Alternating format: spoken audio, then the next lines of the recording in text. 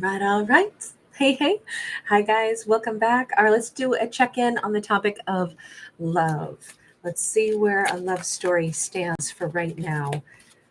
We have got the devil. And this little dude, I had to draw some Speedos on him. Um, this is the happiest little devil I've ever seen. He is mischievous. He is ridiculous. He's banging on his tambourine. He's got his little crazy, like, colander helmet on. He's just running amok in just a. This looks like party. Somebody is running amok and they are partying. Hey, hey, AC. Hi, Eduardo. Champer Singh. So great to see you guys. Ramon. Hi, honey. All right, we got an Ace of Pentacles. I don't know. This is starting to look a little bit to me like we've got somebody who's been partying way too hard. And I don't know if they're saying, oh, I want to turn over a new leaf. I think their partying has yielded a different result. Like they might have a day of reckoning coming. Sometimes, we want to run amok and we've got all these great wild stories and, oh, everybody knows that we're the crazy person who might show up, with a goat in our underpants the next morning and, the group of friends talk and go, oh my God, you can't even believe, guess what so-and-so did. This person could have been a partier in their group of friends, but that does sometimes have consequences where now that's the reputation somebody has built. And it could be impacting where they go from here. I wouldn't normally just say that this is just party person. We're going to stick with it though. The devil can be many things, but this feels less like somebody that is, intending to do bad, because the devil can be real toxic. Instead, I just think this is somebody who's been excessive in their partying. And I mean, maybe it is an addiction. Maybe the seeking of fun and, not being very mature is kind of an addiction, or they have an addiction, which is what makes them run amok and, come home in their underpants with a goat that they found randomly or stole. But we've got this Seven of Wands, and we're going to stay with that party vibe because here they are at Six Flags or some amusement park, and it's all about anytime there's a chance for fun, that's all they want to do is go have fun. This does not feel like somebody who's super mature, and I think that a day of reckoning is coming. Let's see. What is the vibe for that, especially that Ace of Pentacles? What is that there for? What is that representing? Ooh, twin flame. Okay. So now we can see why this is a bit of a problem. Their partying ways have kept them isolated from their Two of Cups. And their Two of Cups might be on the verge of saying, peace out, man. Peace out. I hope that your goats and your amusement parks are what what makes you happy, because I'm outie. I'm not doing this.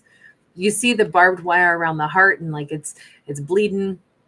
Somebody could have a tattoo of like barbed wire or something around their arm or leg, or because he actually, I didn't mention it, but he has not exactly a garter belt on his little leg, but he's got some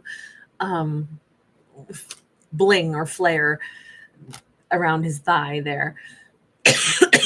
But maybe that's actually a representation of a tattoo. I don't know, it just feels like he's got some kind of day of reckoning, because I think his Two of Cups maybe has been fed up with this. It's like, I can't go where you go because you're going down the wrong road of just total partying. So as long as you choose that, you'll always make this big division between us. So now I'm in my pod and you're over here in your party pod. You're not choosing us. You're choosing the wild nights and the, partying. And that's going to have a result. We have an Empress. This is starting to feel like we've got a fed up Empress who's like, I can't deal with somebody who is being really childish still. I don't know. Let me see. That, or maybe he's about to grow up because he's meeting a Two of Cups and he's like, damn, if I want to be with an Empress, I got to surrender these days of partying. I don't think so, because this is a blockage that has to be worked through. The partying stuff has to be worked through. Empress, what are you thinking about all this?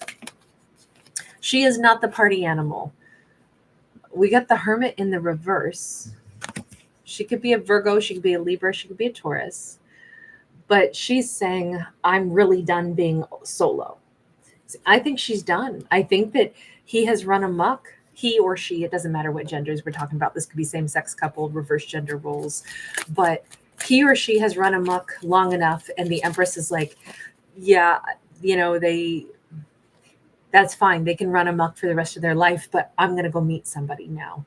And it ain't going to be them. I've accepted the fact that here's the reason we'll never be together, because this has become just hurtful instead. They don't create space for me in their life. They are constantly doing this. So that's what they must choose instead. We have a Queen of Cups. We have the Emperor. Boy, she's going to fall in love with an emperor. And I mean, she is like actively, she may as well have like a neon sign on her chest that says, emperors, drop off your application here. I'll treat you sweet. I'll treat you nice. She's going to be putting out the sugar and honey to attract an emperor into her world. She wants to show somebody how good she wants to treat somebody. You know what I love about this is that we could have seen her get like pissed. We could have seen her get like, oh, I'm so mad. My Two of Cups is just not, settling their partying ways or their toxic ways. I'm so mad. I'm so hurt. Instead, she's like, no, I'm not going to get mad and I'm not going to get hurt. I'm going to go ahead and I'm going to get out there and I'm going to meet somebody that I can treat really well and that will treat me really, really well. I want to give all of this that I have stored up in me, all of my kindness, all my softness, all of my love, all of my support. I can't wait to give that to the right person. She could have become bitter, but empresses don't typically, but she could have become hurt and angry and bitter. And instead she said, no, it's just, in this lifetime, it's just, I can't merge with him. He's making it impossible.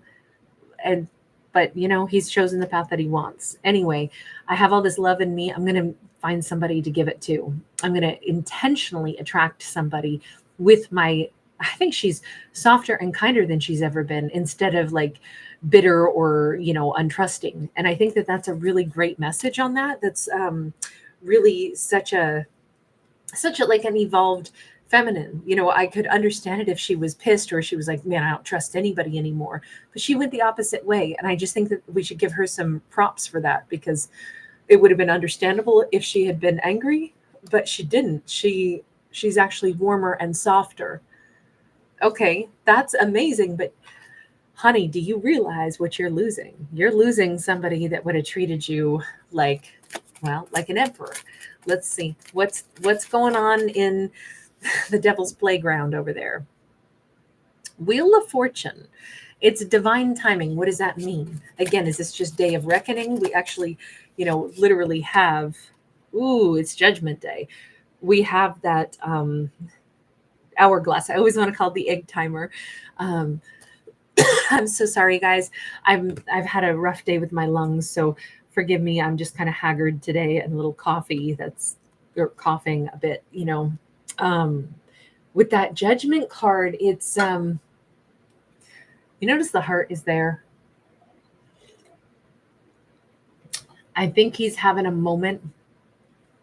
He may feel that his time is up. His heart may tell him that. He may get a message somehow from a guide, but I think it's more like his heart feels a change, and it is probably his heart feels her like accepting that, we're not going to be together in this lifetime, because I'm going to go out and I'm going to meet and attract somebody who's an emperor. I'm wondering if he can feel the change in his heart. Something here. He's definitely thinking heavily of her. We got the Lovers sideways. I think he's going to be flooded, even if it's hazy memories. He's going to be flooded with memories of her all of a sudden. This is sideways. She's thinking of him too, but she's thinking of him as like, what is this? Is it David Gray? Goodbye, my lover. Goodbye, my friend. You have been the one for me. I think she's thinking goodbye. I think she's remembering what sweet, soft memories she can hold with her, and she's letting him go. And I think he's thinking of her, and he's recognizing, damn, it's been a long time. since I was around her or with her, God, I'm remembering her, but why am I feeling like something has changed? Well, because, honey, you've been laughing and blasting for so long that even your mama thinks that your mind is gone. Sorry, the Gangster's Paradise just came to mind. Love Coolio, rest in peace. We've got King of Cups, we got Two of Wands. He may be sitting there, drinking and thinking. Because now I'm hearing George Jones, Yabba Dabba Doo, the king is gone, and so are you. Love that song. Oh my God. Greatest George Jones song there is. Quirky, fun lyrics. But there's a letter here that he might be rereading as well. Two of Wands, he may be thinking about a time when he traveled to see her. He may be thinking about where she was, because we got the globe or a map here. We've got, that letter is open. It's almost like he's thinking, should I all of a sudden go talk to her? Maybe I'll get drunk and get some courage. And then maybe I'll think about, like, in my drunken haze, I'll let myself decide. I almost think he's intentionally getting drunk in this storyline. This is, now we got one bourbon, one scotch, and one beer. Little John Lee Hooker coming in. But we got a couple whiskeys, bourbons, and beers happening. Either he's like, I feel sad. I'm thinking of her and I feel sad because my heart says something's changed. I don't know. Gosh, it's a long time since I talked to her. I feel sad. Let me drink a little bit and then maybe I'll decide what to do. Let me reread some messages. Oh man, that's sad. I think I should have another drink. Maybe I should think about going to talk to her, see her. Let me have another drink. It feels like that, like he's trying to ward off deciding clear-headedly what to do. Because, here's the thing. If you do a drunk dial, you can be like, oh, ha, ha, so crazy. I don't know what I was thinking, versus if he needs like let liquid courage to say what he actually needs to say. We get the moon in the reverse. And it's crazy because he's got some beer goggles on going on over here, right? But he doesn't really. And what's bizarre is that I think this is a fella or woman, man, doesn't matter, but we see a man here. So I'm going to say this is a fella who, it's not that he has to see the world through beer goggles, which makes things look better and shinier than they actually are. No, he has to drink, not has to, it's just what he's doing in this fictional story. So please bear that in mind. He's drinking on purpose to find the courage to be able to say the truth of how he actually feels. The moon is in the reverse, is when it's full revelation. He can't do it with, like a completely like clean energy. He's got to, get himself a couple cups deep before he's going to be able to say what he really wants to say the truth. So what is the truth? The Six of Wands, the Knight of Swords. I don't think this is going to come across very well. But again, if he's about to get himself in his little beverages and then speak some truth, unfortunately, the truth is, oh man, I never felt so good as when, like, I'm proud of you. I'm proud to be around you. I'm proud to have you in my life. I really want to hop on my motorcycle and come see you impulsively. This isn't a good look. This isn't somebody saying, I love you, I cherish you, I've been a train wreck, I'm trying to get my act together. No, this is ego and then impulsive action because this will be fun and exciting. I don't see any change. He's thinking about her. He may actually love her, but there's still this kind of like, I can see why we've got the devil in no pants being kind of crazy and wild and looking for excitement. This could be somebody who's a bit more of an adrenaline junkie. They like things that make them feel really special. They like to be the center of attention, even if it's like somewhat negative attention. They want their name to be known a little bit. This could be somebody who kind of wants to be a legend in their own mind. Because I'm here in glory days. Well, they'll pass you by. Glory days in a wink of a young girl's eye. What the boss sings that, right? I don't know if this is somebody who, it's not that they don't love her, they do, but I still think that there's an immaturity here and this quest for excitement. And somehow, like, she is a bit of a trophy in their mind that they would very much like to come see and be around again. But that's not the same thing as love. And again, we have a Knight of Coins. We just see knights for them. And again, I don't know if they love to travel or if they're gone a lot and they really love, like, with their career path, take some places all the time. Maybe that's why everything is so shiny and party, because everything is like transitional in their life. Nothing is like stable. They're not really building and growing anything. Maybe they've done this since they were young. I mean, I'm picturing somebody who's like, oh, let's say they do like whatever, motocross, or they're on like a circuit, like a rodeo circuit. How many country songs are about, oh gosh, what's the one? Well, that's all right, baby. If I hurry, I can still make Cheyenne.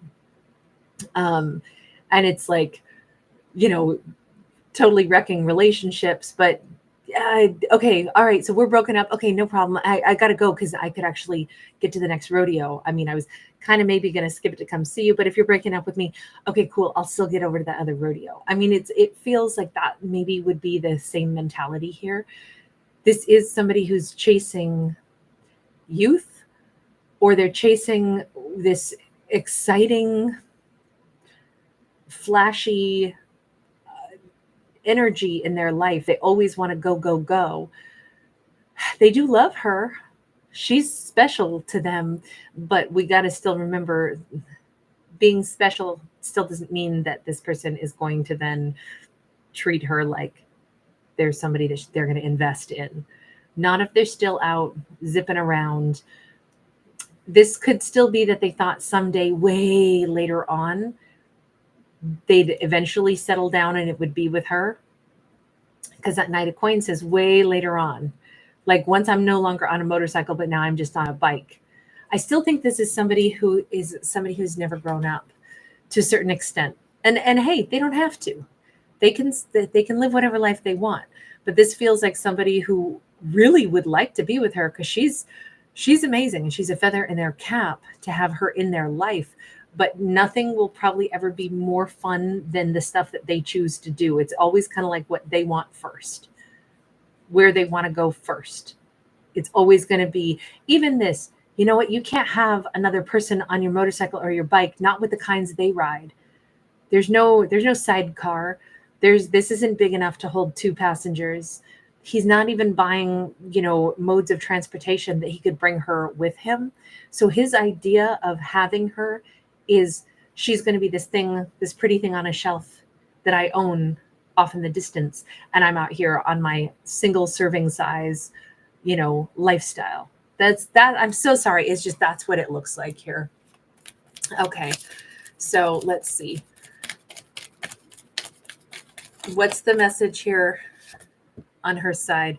Three of Swords. If he does reach out in drunken monkin energy, I kind of think she'll be able to read between the lines, know that he's basically saying, please don't go. But even though he's heartbroken in his way, I still don't know that it's going to be enough to change things, right? Because we got these two statues in the bus in separate sides here. We have a 10 of Pentacles upright. I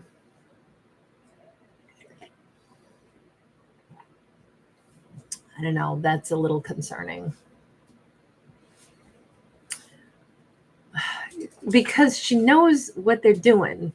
She knows that they're like, they wish they could have their cake and eat it too. I wish I could have you at home keeping the hearth warm for me. I'm hurt that I can't have this with you. But he's not really saying that he's coming home to build that with her.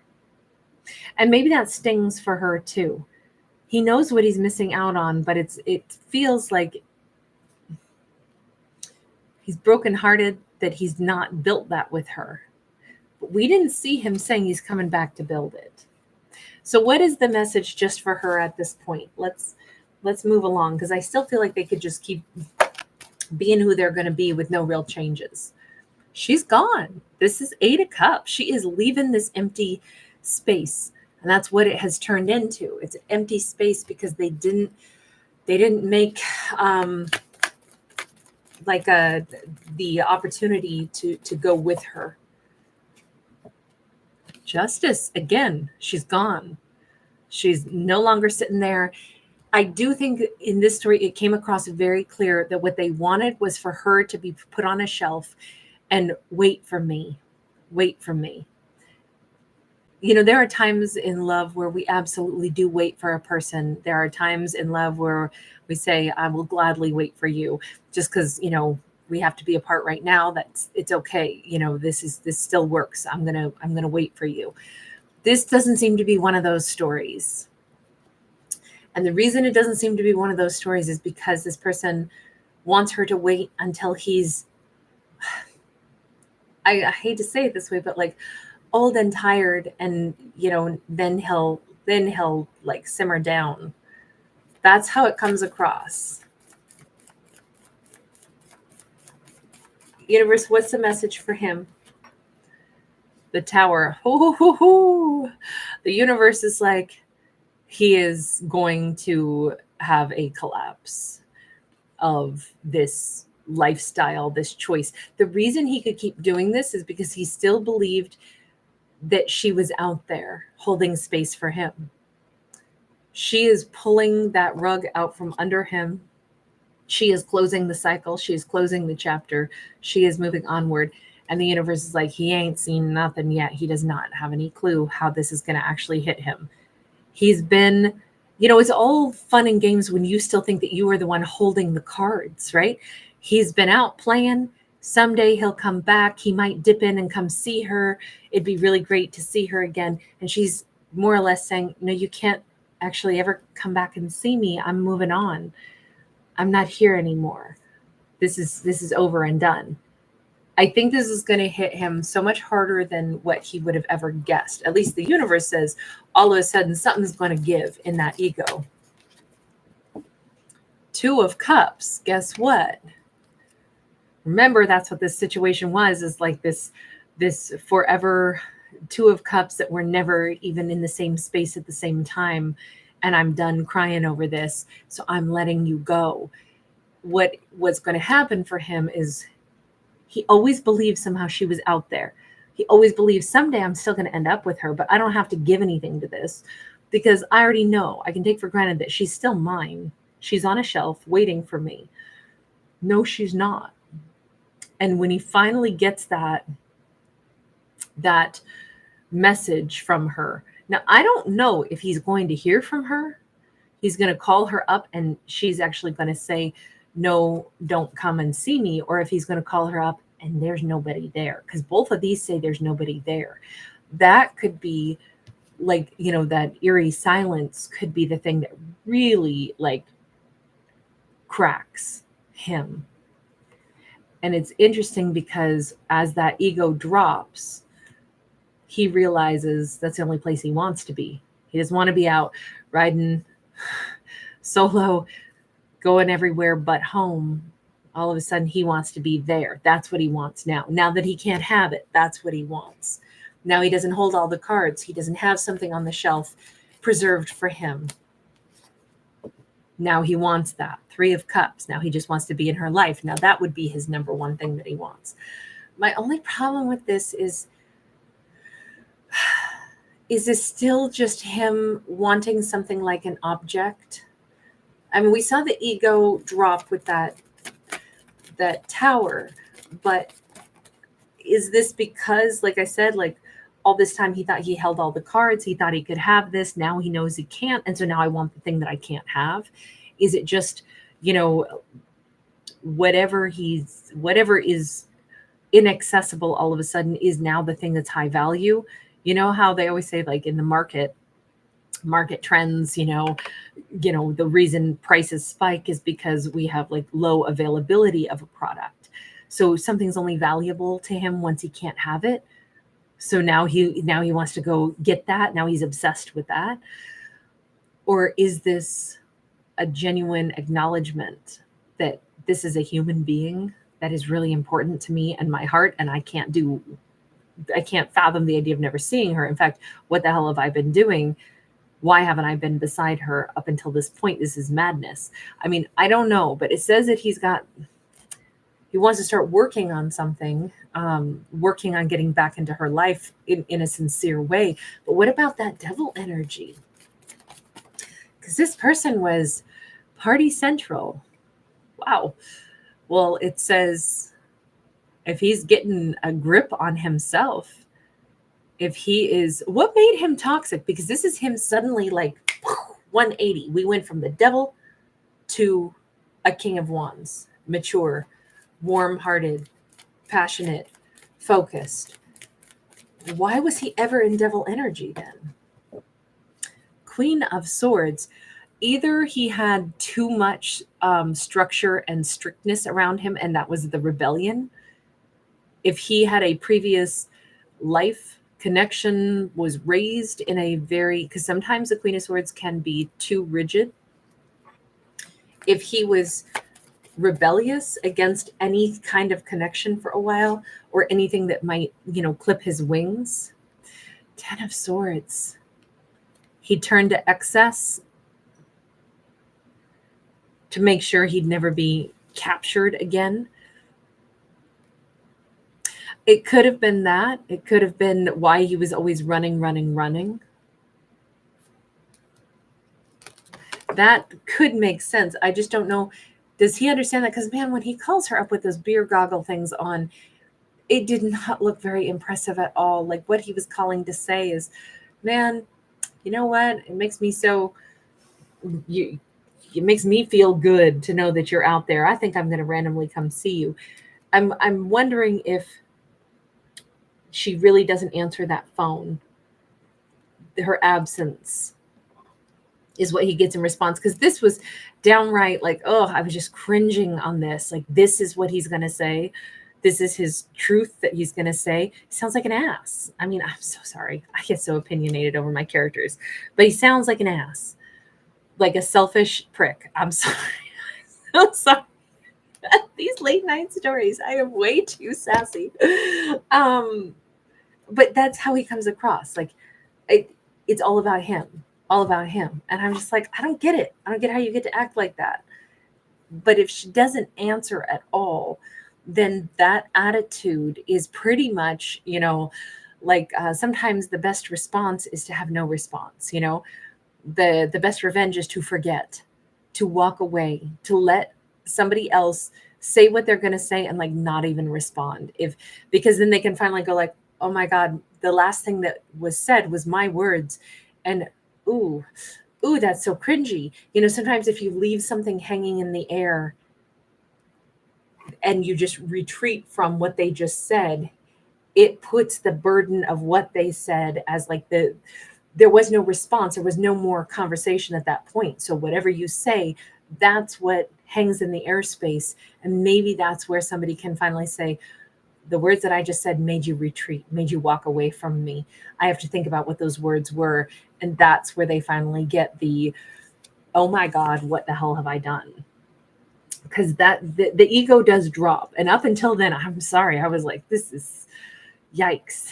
This is a really hard character to have much empathy for when they've been running amok and they've been doing whatever they want and they continue to do what they want, and then they come in like a jerk. Even if they're missing her and loving her and thinking about her, they still come in like she's property or an object that I think I'll randomly swing by, come see you because I feel like it now.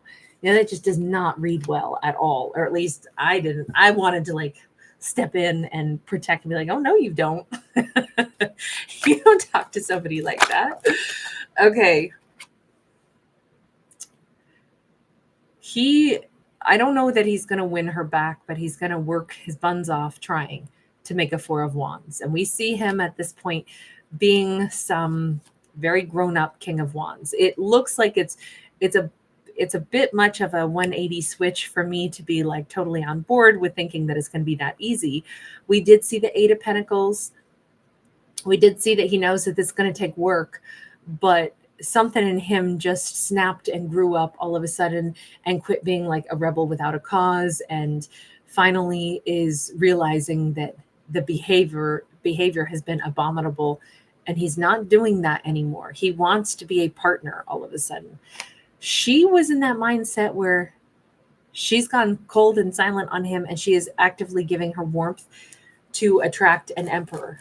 What happens on her side of things? The moon. She said that's what she was going to do, but she maybe has, there is a little bit of loneliness here first, and there is a little bit of maybe not knowing where to begin. You know, where do I go meet an emperor? I so want to give energy and love. Okay. She may sit by herself for one moon cycle. But then we got that 10 of Wands. We got the 7 of Swords in the reverse. She's laying down burdens. She's getting real straightforward with herself, real honest with herself about what is she doing. 5 of Wands, that she already kind of knows there could have been more amazing people that she's crossed paths with, but she hadn't really been ready to let go of him until now. I think she's coming to the conclusion that she actually did hold herself back and hold space for him for quite some time. And she's realizing maybe it's not as hard to attract an emperor as I think. In fact, maybe there have been amazing men who've been attracted to me, and I kind of ignored them, acted like I didn't notice them, acted like they weren't even there, didn't notice them look my way because I was, kind of too blinded. I think she's going to start, it may start with looking at a butterfly, but she's going to start paying close attention to the people that are around her in her daily life. I think she's realizing she's blown off a lot of potential romantic options and literally ignored them or put them in the friend zone or insisted, no, they don't like me. And she's finally saying, no, it's that I wasn't looking at them. I was too blinded by the thought of that 2 of Cups person that was out there running amok. She's ready to start making eye contact, making the googly eyes. She is on the dating. I don't know if she will have ever dated like this, but she is making it like a very fun mission to date, and possibly to date quite a lot. She's looking for an emperor, but she's going to enjoy the process. This is somebody, I don't know if this empress has ever actually really been somebody that dated like she was, like, I'm looking for an emperor. I'm going to give people a chance. I'm going to go ahead and go out with, more than one person, slowly but surely. I'm going to give them my different amounts of time as I get to know them a little bit. But it's kind of like may the best man win. I want somebody that is what I'm truly seeking. So I'm going to enjoy this process. She's going to be a lady about it. We see her riding even side saddle there. Like, there's this like certain like elegance and grace. She's looking for the person that she will marry. That's what she's interviewing for. Long-term commitment only. She's not going to waste her time with fluff. But she's also, I don't know that she's ever dated like this. Maybe she was always the type where when she fell for somebody, it was like, well, that's who you hold space for. And I think this is a story of her getting fed up with being the only person that shows up and is consistent. And I think she's just, let me put it this way. We have 2 completely opposite lessons here, right? The 2 of Cups person that was in the devil energy, never committed to anything or anybody. His lesson is he needed to be able to commit and fully and think of himself as like, I'm supposed to be a partner to somebody if I want a wonderful person in my life. Meanwhile, she overcommitted to somebody that wasn't giving her anything. And she needed to learn how to uncommit herself and kind of, I'm not going to say make people work for her loyalty, but she needed to be more discerning about, how do I decide who to give that level of loyalty to? Aren't they supposed to do something to earn my loyalty to a certain extent? This isn't to be like, oh, I'm going to make people crawl. I'm going to make people jealous, date 5 different people and have them all want me. This is not about game playing. This is not about, show me what you're going to do for me, dance monkey dance. Whoever's the most entertaining is the one who will win me. It's not that at all. But she overcommitted before without getting anything in return. So her lesson has been to not undercommit, but to make it so that she can enjoy people's company. But you don't just get me. You don't just have access to me. You don't automatically think that I'm now somehow earmarked for you.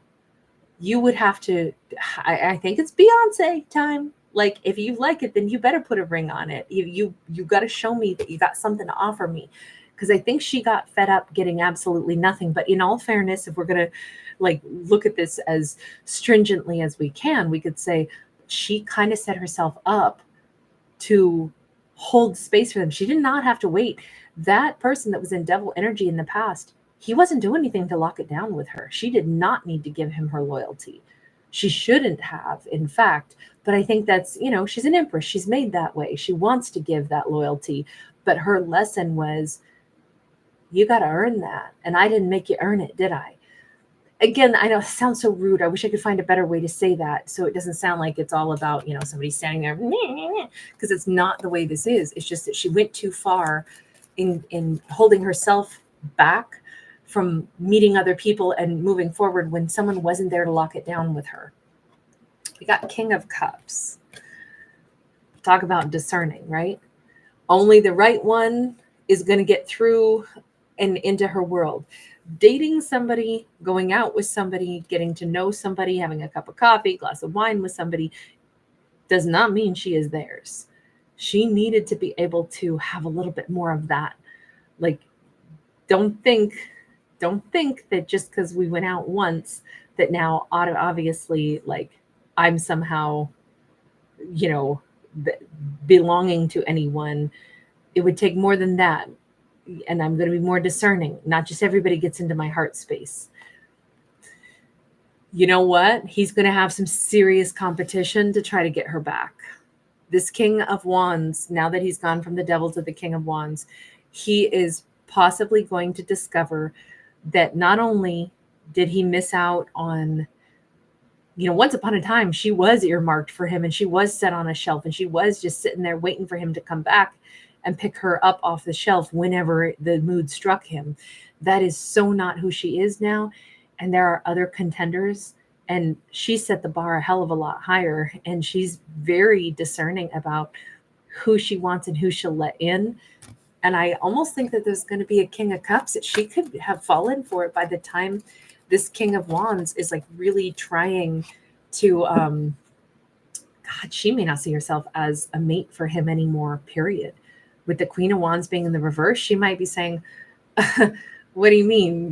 You were my Two of Cups. You never showed up. Now you show up as a King of Wands, but I'm not your Queen of Wands. What would make you think that I'm somehow your queen? I mean, I wasn't anybody before. I thought you were my person, but you weren't there for me. So I've moved on. I've changed. I've evolved. I'm interviewing for a long-term commitment, and I realize I want somebody really warm, really wonderful, and I've kind of met one of those. It feels to me like she just might have somebody else by the time he comes back in. 3 of Pentacles, he may find himself literally trying to win her away from somebody else, because there's 3 here. There's her and there's 2 birds. I do think this is a story where this person who he could have had her at any point in time, and now he's going to have to try to win her back and work for it in a way that he never has, which again is a real shoe is on the other foot kind of situation. Once upon a time, it was kind of he was so, I don't know, I'm picturing somebody with glistening hair, and he was, always this James Bond character, riding here, riding there, doing whatever he wanted, feeling like he was showboating all the time, never around, but always knowing that he could always go back and, he had some awesome person waiting for him on a shelf. And that kind of was like a feather in his cap. And now it's completely reversed. He's the one who's, I'm not saying groveling or anything, but he's the one who's going to have to really work to see if he can even get her to look his way again. Okay, that is a total switcheroo. That is just the storyline that we got. I don't know what's going to work. I just feel like maybe that was the justice in this storyline, because we do have that justice card. Now, granted, it came out on her side, but we started out with toxicity, right? Our first card out was the devil energy and blockages, and that things were changing. So I think that is the crux of the story. I'm going to kind of stand by the way I interpreted it, even though there's always so many different ways to interpret anything. Margareta, thank you, Angel. Thank you so much. You are so sweet. Thank you for that beautiful and very generous donation. All right, you guys. Thank you, everybody, for hanging out.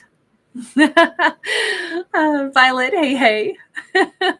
V-Dub the Fox, great to catch you. Pamela, so glad you're here. Miss So the Peaceful Observer, thank you. 01 Frequency, Italian Stallion. I know. This is our last video with the wolf too, so he won't be sniffing my hair anymore. Rachel's Magic, great to catch you. Hey, Brenda. Thank you, guys. Feed of the Fox, you're cracking me up. So great to catch you. Hey, Kim. I'm glad you made it. I hear you, Brenda. Victoria Rose Noir, so good to see you, hun. Sorry, guys. All right, everybody. Have a beautiful evening. Hi, Stevette. Good to see you. Bria M. Hey. Melissa Estes is in the house. I do. I love the word running amok. I do love that. 11:08. Hi. Thank you, sweetie. Hi, Chrissy. Thanks again, you guys. Ruslana's in the house. Hi, beauty. Hi, Lulu. Thanks again. All right, you guys. I will see you tomorrow. Violet, that's so sweet. Thank you, 11:08. Thank you guys for giving it a thumbs up. I so appreciate that. Bogdanka, shout out to you in Poland there. All right, you guys. Lots of love. I'll see you tomorrow. And I won't be coughing much by then if I go rest my lungs a bit. All right, bye.